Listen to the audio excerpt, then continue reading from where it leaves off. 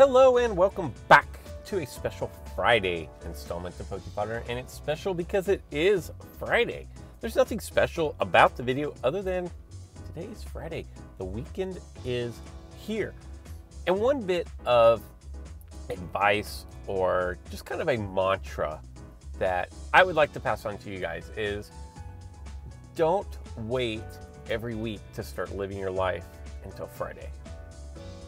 I mean, if you think about it, it's cool to be excited about Friday, especially as you start getting, you know, like as a kid, you're cool. You like Fridays because it means the weekend, no school. As you start getting older, a lot of times Fridays will mean you have a couple of days off from work. Not always, but a lot of times that's what it'll mean. But if you're always waiting until Friday to live or to have a good time or to enjoy life, like you're missing 4/7 of your life waiting to have fun.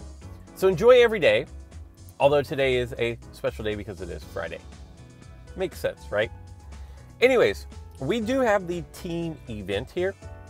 As you can see, I did the auto select and I am on Team Zekrom.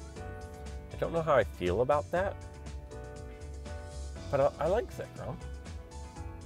But I don't know. I've never really gotten into the whole, like, really caring which team I was on. I actually just want the rewards. And speaking of rewards, if we are to look for the achievement rewards, we're going to get 2 booster tickets, a cube uncommon, a rare cube, and at 2,000 points, you're going to get a cube EX. Sprinkled in there, you are going to find 50 Carbonite, and another shiny Magikarp. And you guys know, I really don't complain about the game a whole lot. But enough with the shiny Magikarps. I have 3 shiny Magikarp, no shiny Gyarados, and like, shiny Magikarp is absolutely worthless without the shiny Gyarados. And in today's meta, like, Gyarados, like, it's just a collector's piece at this point. Maybe that'll change, but I'm kind of disappointed that I'm going to be adding a 4th shiny Magikarp. Kind of makes me sad. You're going to get, I believe it's 140 ingot, 3 rare metal EX, 4 rare metal EX, 5 rare metal EX, and a rare metal rare. The team victory reward is going to be 50 Carbonite. And here's what I wanted to do, and I might still do this, but I wanted to put the figure that I'm on the team in my deck. I kind of feel like that should be the deal, right? Is you're on this team, you run that figure. I think that would be a cool little element to the game. But in this particular situation, you don't have to have Restroom to run Zekrom, and vice versa. But you kind of do. I mean, the reason why you're running the twins is for the banish. And I don't want to run my other team's mascot. That doesn't make sense. So we're probably going to skip it for this go round and pick it up back. We'll pick it up next time. How about that? One thing I did want to mention is, if you'll notice, I have a black booster ready to open. And the way, if you don't know, the way you complete this event, if we go back over here, like I mentioned, at 2,000 points, you're going to get the EX cube up here. Well, the way you get those points is by opening boosters. Like, the name of this game is opening boosters. But after the very first, I think, maybe it was the second. I actually think it was the second. After the second team event, what people realized, what the developers realized, is that people would save up all their booster spots with rainbow and gold boosters, attach these little enhancers, which I have 9 of. They're down here above the 0.3 on the far left booster. Those are booster enhancers. What they were doing is they're taking their booster enhancers enhancing the high-paying boosters that they already had and really not competing in the event. And so the developers took that away. So I'm not able to use, if we look, that's not what I wanted to do. Let's see, I can't use any of my enhancers on any of these time boosters because they were pre-existing time boosters. But you will still get the Pika points for these boosters that you have down here, which is better than nothing. I probably, in hindsight, should have saved my gold booster, but I didn't realize that by the time this middle boost, but before all my boosters were filled up, I didn't realize that I could have saved it, if that makes sense.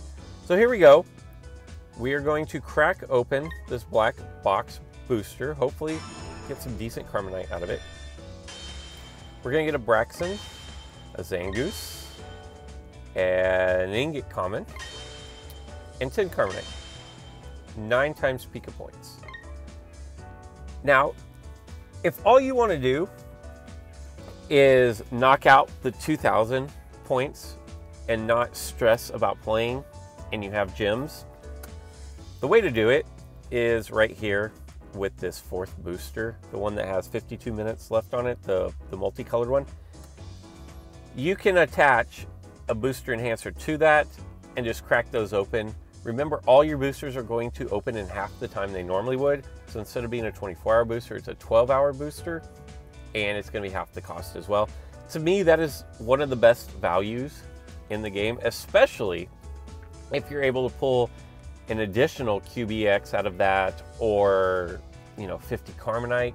That makes it one of the best values in the game. But because if you look above Guzzlord here, this little ×5 multiplier for my Pika points is really pathetic. It's at 3,900, and like we're already in third. Team Zekrom is already in 3rd place, so we will get a bonus later in the day when they do the updated rankings that will most likely shoot that up to at least a 7 times multiplier, possibly even a 10 times multiplier. Typically, once it'll get to the 7, after the injection that developers give Team Zekrom to help kind of get them back into the game, because I have a feeling we're going to be getting crushed, then people will start using their booster enhancers. The booster enhancers is what gets this meter to move up. It'll eventually pop up to Team Power 10, and then I will probably just go ahead and open up enough of these 4th boosters that I get to 2,000 points and don't have to worry about the rest. So we got 9 Pika points, which is not great, but it is going to give us a booster ticket. We will take that. And because I'm feeling generous, and because it is Friday, we will open this up as well as soon as we can. And then we'll get into the meat and potatoes of today's video. All right, let's look for something good here. No blue lights. Like really anything but blue lights, and I'll be happy with this. There are different levels of happiness, obviously, but non-blue lights is what we are looking for here. So, magic booster, here we go. They're looking pretty blue to me, and it never changed over to anything gold or above. Morlul, you could have done a lot worse than pulling a Morlul there. So really nothing from our first booster. Here's the deck that I want to talk about. It's a pseudo poison deck, and what I want to try to do is run different. I want to run Ultra Beasts outside of an Ultra Beast deck. So this is a pseudo poison deck. Now here is the thought behind this deck. And yeah, it's kind of an Ultra Beast deck at the end of the day, because I have 5 out of 6 figures as Ultra Beast.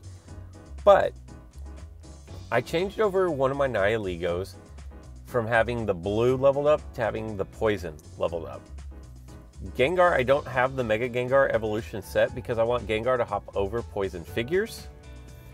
When a figure gets poisoned, it gets weight 6 from Nihilego. That's going to provide me the opportunity for Guzzlord to hop over and send them to Ultra Space, or for Gengar to hop over them and knock them out. And then my protection is Kartana as my runner. Every time a figure goes to Ultra Space, he is going to gain a multiplier on his white attack. So he has a 62 white attack. With one figure in Ultra Space, he's still doing 62 damage. With 2 figures in Ultra Space, he's going to start doing 124, and incremental from there. And that's kind of my fail-safe if my Nihilegos start getting banished, because I have no way of pulling them back from Ultra Space. If I get Guzzlord to eat one of my opponent's figures, if I get a Nihilego knocked out, I'm doing 2 times damage. Anything after that should be gravy. And because 124 is a pretty solid attack. I've got 2 Poke Switch plates. I've got a Max Revive in there. I think I have an X Speed. And I've tested this deck a few times, and my Nihilegos keep rolling white. It's the craziest thing. So hopefully they don't roll white. And let's see how this works out. So we have an opponent here. We are going up against a Gamer Latino, Metagross, Solgaleo, Heatran. God, I went completely mind dumb there. Sceptile, Blaziken, and Zapdos. Really interesting to see Metagross in here. Because Kartana is my only 3MP figure, I'm going to have to open with him. X-Speed, Double Chance, Switch, Long Throw, and Max Revive. The switches are in there to get Guzzlord in front of a figure with 6 weight so that I can hop over them. My opponent is going to match up with Sableye.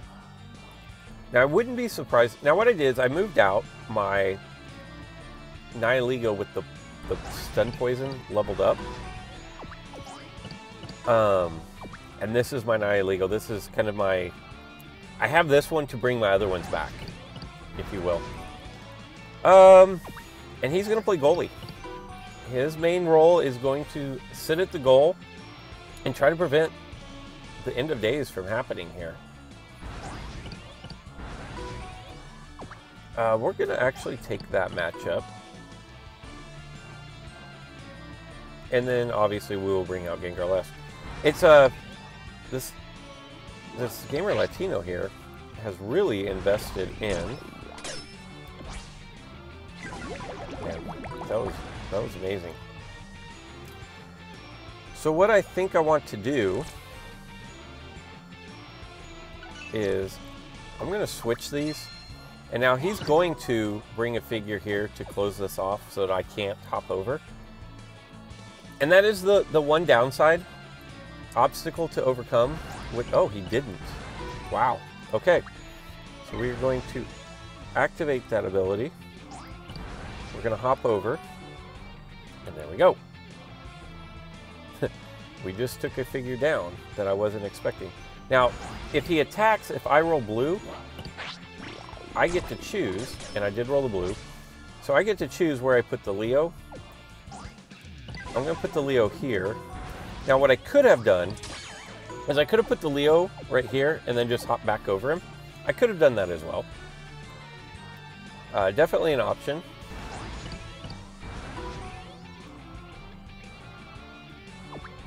I don't know what I want to do here. I think I want to just take Kartana and cover up my goal because I don't want him magma sliding my figures around.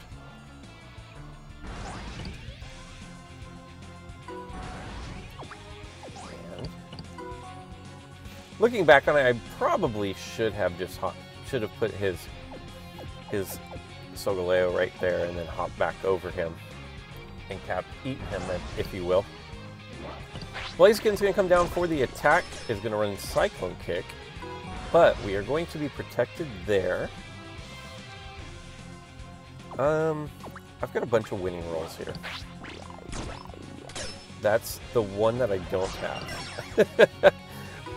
That was the only winning roll that I did not have. Is it worth bringing up?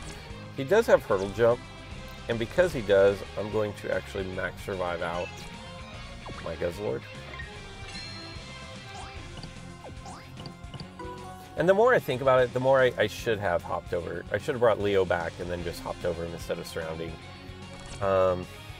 He doesn't have max survive, so who knows? Maybe that was the right plan.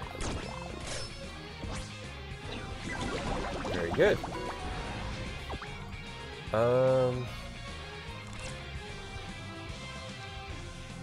We're actually not going to switch yet. I'm actually going to move up the board. See what happens here, because... Okay. And now let's use up my last switch here. I can't imagine he's going to let me capture his figure again. He should move Zapdos right there. Also, by poisoning them, what ends up happening is that my attack damage my attack damage benefits from them because they're getting -20,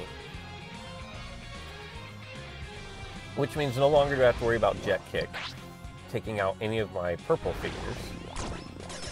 There's another poison. Now what I would like to do is I would like to start getting Gengar off of my back line here and start putting it in positions where it can hop over some of these figures as they start getting poisoned. A hurdle jump might be nice in this deck if I'm going to be giving figures a lot of weight. And originally when I set up the board, that is why I put Guzzlord up against Blaziken, is because I did have the ability to negate his 3-star purple. So that's why that was done. That's going to be the knockout. I am going to get burned out of that, though. And we're going to knock out his Heatran on my next turn. Because his Heatran is poisoned. And now his Metagross is going to be poisoned. So that is going to be the end of Heatran for now.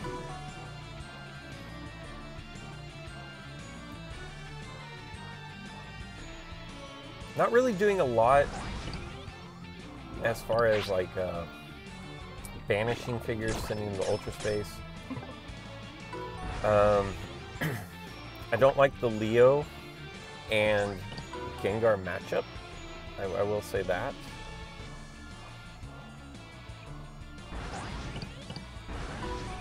Definitely don't want to partake in that.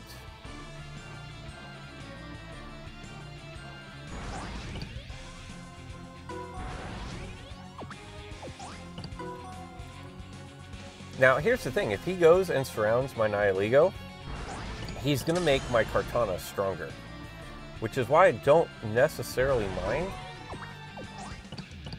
that I lost my Nihilego there.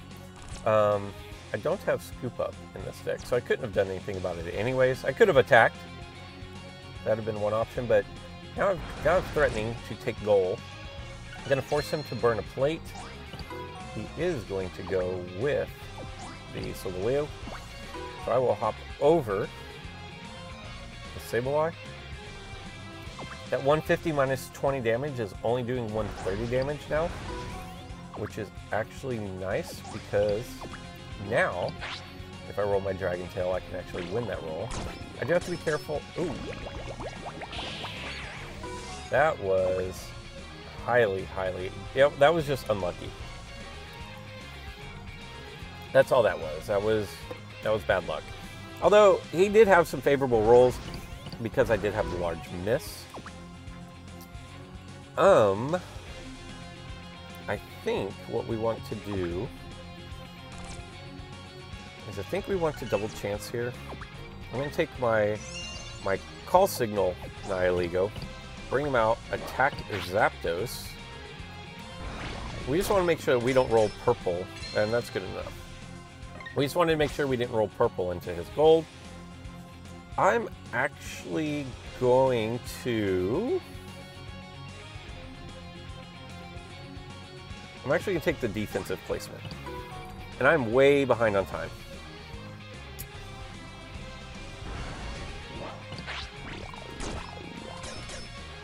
Okay. Now, we didn't really want him to get that, but I'm going to try to poison. Ooh. That was close. Now, he probably will hop over, and then I would not be surprised to see him attack my Kartana on the next turn, but he's going to pass over the hop over. That's kind of an interesting play. I don't know why he would pass up on that, but he did.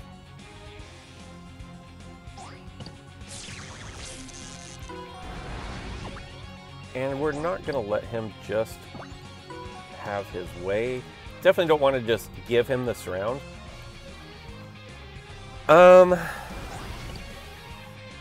That's actually not that bad of a deal right there.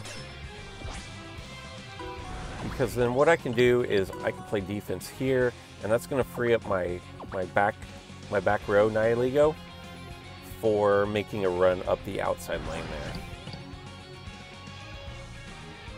Not sure what that maneuver was.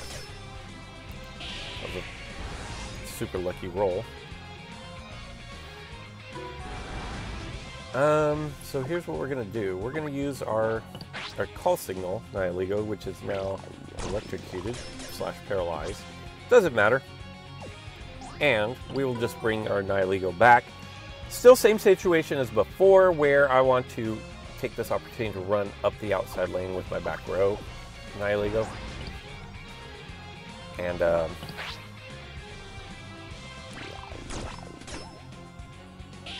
okay.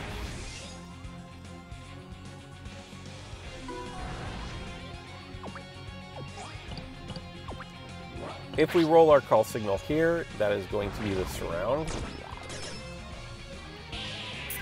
That's not good, actually, because what that means is that now we have our weakest. Nihilego is going to have to do some call signals. Let's see. I'm going to move his Zapdos out of the way. I don't want him taking over control of his Zapdos again. And I'm going to hop over here. We'll end our turn there. And I really am going to need to roll a blue. Although, what can happen here is I'm actually going to park him right there. I'm doing 120 damage, so I could definitely knock out. I'm doing 124, and he's going to hit for 130 if he lands his main attack. And unfortunately, I'm rolling gold, which gold was the one thing we did not want out of Kartana. His damage multiplication only works on the white attack. So his Metagross, which I haven't seen a Metagross in a hot minute, is kind of doing some work here. I maybe should have been taking my Gengar. Let's see what happens. Okay, so we are going to get Call Signal. That's good. We will bring back one of our figures. He's going to be able to wake up his Zapdos and take back control of it.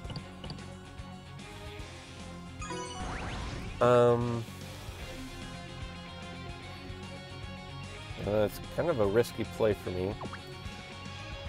I'm actually going to... Man.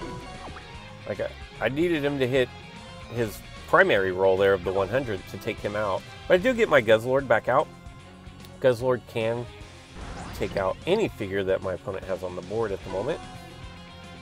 what we're going to do is we might actually just try to sacrifice him off if possible. Oh my goodness. Wow. Like purple would have moved him, blue was a neutral turn, and the 137 would have knocked him out no matter what he spun. But no. So let's try this again. Now we're only getting the ×1 multiplier, so we need him not to hit his 150. And that works. Alright, we're still down pretty significant on time. At this point, my best bet is probably to sacrifice out my Kartana, which is, I'm actually glad that he's doing it on, oh! Hello. Definitely will take that. And now we're going to set up this round. This is my call signal, Nihiligo. So I'm definitely going to attack into Zapdos here with the hopes of getting the surround. I would definitely prefer to have Metagross out on the board as a 1 MP figure. My call signal is going to get the job done. And there we go. Crisis averted, but now we've got a time crunch that we're on here. And we need to get back to poisoning everything. So he's going to bring out his Heatran. Level 5, I believe. Yeah, level 5. You guys already know that I don't mind getting my Nihiligos shipped off to Ultra Space. This, I believe, is actually my poison attacker, so this could be beneficial. It's actually not beneficial.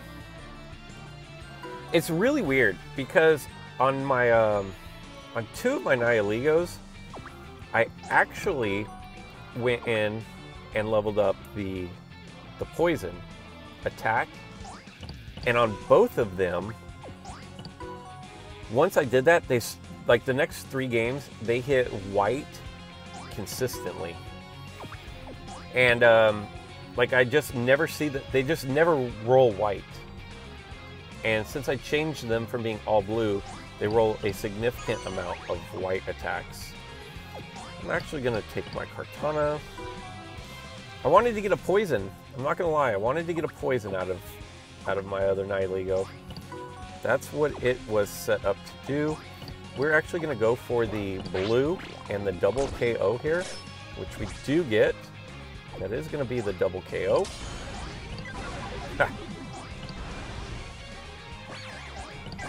Now, one thing that this deck has the possibility of doing is getting a weight win, because weight 6, if I can get it down and get one of his figures into Ultra Space, I can hit enough poison to put them in serious trouble. We're gonna have to hold on to for a roll here. Ooh.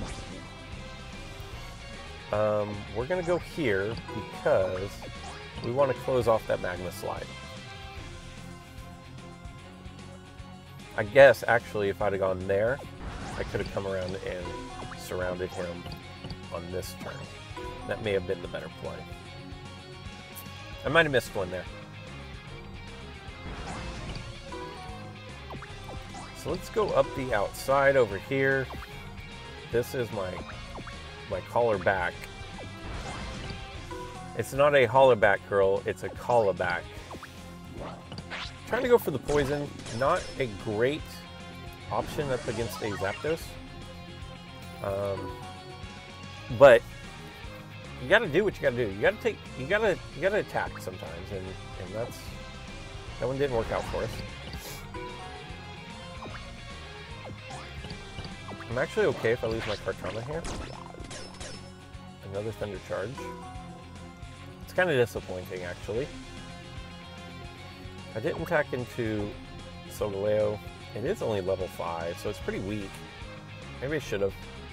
And it has a lot of, it's not weak, it just has a lot of miss. Let's see what happens. Okay. We're gonna try this one again. Nice, nice, nice. So see, there is, if you think about it, don't you always get frustrated when your Zapdos never rolls gold? That can free me up to justify the attack there. Let's see if we can get a second poison. We cannot. He's going to get stealth hit. I can't see him taking it. He seems pretty hellbent on taking over my entry points, which, okay. Is he going to surround my Kartana now? That's really not all that beneficial to him. But I'm definitely going to try to poison again. Ah! This Sceptile, I can't look because he's going to take a minute to decide if he wants to hop over or not. I imagine he will. But the Sceptile is all white, and he keeps landing his blue attack. We do have long throw in the bank. Definitely would like to get after that Zapdos. And he knows it. Oh, he's going to attack. Interesting, interesting. Alright, so I'm gonna go on the aggressive here with my Gengar, because his Zapdos isn't really going to be much of a defense, considering I can just hop over it. As long... Oh, we lose it by 1 chain level. And throw him over there in the corner.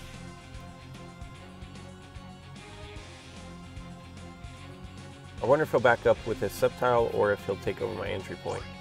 Oh, he's going to go over there with his Leo. Okay.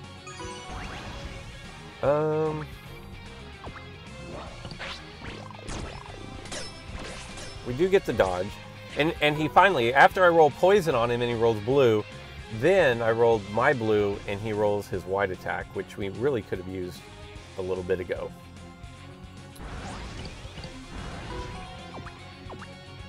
You know what? We're going to go over here. That's what we're going to do. We're going to go over here.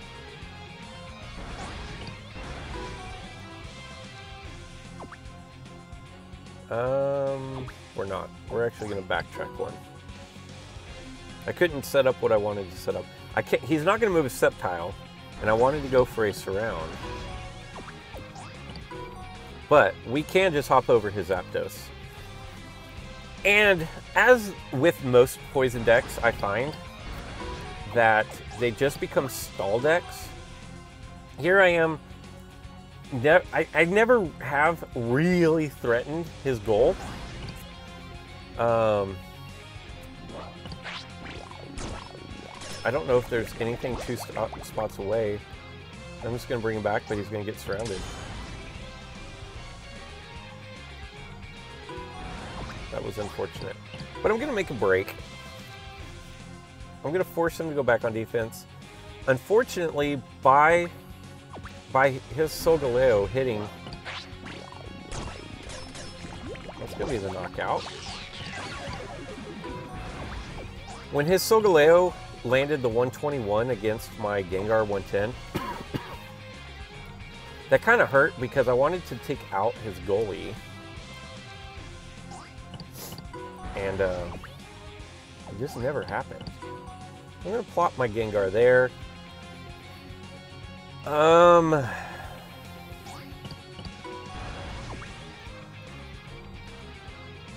If this doesn't work, then it's GG. I'm going to lose.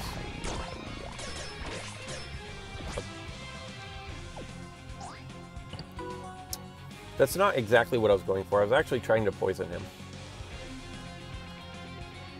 And with the game almost being over, I will 100% say I should have just hopped back over his Solgaleo, because I'm not sure that he really would have had an opportunity to ever bring it back after that first time. Because my Guzzlord has spent the majority of its time in the PC. Even if I get pushed out of the way here, it's not the end of the world. That is going to be a weight 6. I'm actually going to attack Leo here, looking for the Contagious Terror, which I don't land. But I was going to try to start giving him weight. And then if I got knocked out, it wouldn't have been that big a deal. because I could have taken out his Heatran on the next turn. But Weight Win is actually an option right now, especially if I can land a Contagious Terror. Oh crap. And there you go. When you don't look at your opponent's plates, that's what happens. And that's rule number 4, I believe. Always know your opponent's plates. If you guys stuck with me through that whole game, I think I might have looked at his plates once at the very beginning, and that was to check for something very specific. And other than that, I don't think I checked his plates again. And that is why I lose. That's one of the reasons why. So I'm going to go ahead and say that Nihilego, it doesn't work in a poison deck. At least not the way I was running it. Maybe if I did Nihilego in a Formosa, maybe, and then not the 3 Nihilegos. I think at the end of the day, there's not enough mobility for me. And I don't know. Like I guess my thoughts are, like I mentioned before, I just don't see poison decks as being much more than a stall deck. They seem very much like ice decks, but even worse, because at least on an ice deck, when someone attacks you, if you ice them, you can counterplay against them. On poison, like, I don't know, I still can't move through the figure. So if they come and attack me and I poison them, that's great. Now they're going to be doing less damage, but I still don't gain any mobility by it. And I think that's always, in my opinion, that's always been the big knock on the poison decks, and why I've never really given it much credibility as far as being a viable strat. I will say, if you're running a poison deck, you can fare well against an Ultra Beast deck, because if you're running the Seismitoad and the Venusaur, the Ultra Beasts are going to have a difficult time taking out Venusaur, simply because you can attack Celesteela with Toad, and as long as your Venusaur is on the board, whenever your Celesteela comes back from Ultra Space, it's still going to be poisoned and have 0 MP, and that's really, like, the Ultra Beast deck is going to have a hard time knocking out Venusaur. So that may be a nice counterplay to an Ultra Beast deck if you're looking for one, but I think you're going to struggle against most other decks. Against a Rush deck, they're not doing a lot of damage, but they don't rely on a lot of damage in order to win. So I don't know that that necessarily helps you. Maybe a little bit. But at the end of the day, I think the deck probably needs some more mobility. Probably a hurdle jump instead of a long throw. Maybe drop the max revive and go with something else. But that is it for today's video. I hope you guys have a fantastic weekend. Let me know what you think about poison decks. I'm gonna try to pick out a few more Ultra Beast decks or builds to try to put them in non-Ultra Beast type decks. And I know this may have been a bad example, because I do have 5 out of 6 are Ultra Beasts, but I'm trying to use Ultra Beasts other than the long throw Celesteela, rocket ride your Formosa or your Nihilego up to the entry point, double chance attack the goalie and try to win. I'm trying to see if there are other strats for Ultra Beasts, and to see if they can be utility pieces in other deck builds. I'm gonna give, this is the first one, so I don't have anything else to rank it on, but I'm gonna give the poison deck, the poison Ultra Beast deck, a C. Well, a C minus. I think you're gonna lose more than you're gonna win with it at the end of the day. That's all I've got, so until next time.